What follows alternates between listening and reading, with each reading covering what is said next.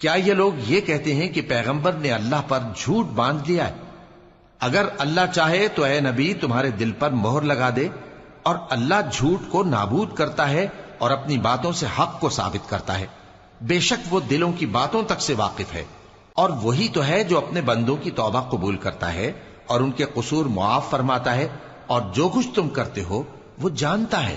اور جو لوگ ایمان لائے اور عمل نیک کرتے رہے ان کی دعا قبول فرماتا اور ان کو اپنے فضل سے مزید عطا کرتا ہے، اور جو کافر ہیں ان کے لیے سخت عذاب ہے۔ اور اگر اللہ اپنے سب بندوں کے لیے رزق میں فراخی کر دیتا تو وہ زمین میں فساد کرنے لگتے، لیکن وہ جس قدر چاہتا ہے اندازے کے ساتھ نازل کرتا ہے۔ بے شک وہ اپنے بندوں کو جانتا ہے، دیکھتا ہے۔ اور وہی تو ہے جو لوگوں کی نا امید ہو جانے کے بعد میں برساتا اور اپنی رحمت یعنی بارش کی برکت کو پھیلا دیتا ہے، اور وہ کارساز ہے، لائق حمد و ثنا ہے۔ اور اسی کی نشانیوں میں سے ہے آسمانوں اور زمین کا پیدا کرنا اور ان جانوروں کا جو اس نے ان میں پھیلا رکھے ہیں، اور وہ جب چاہے ان کے جمع کر لینے پر قادر بھی ہے۔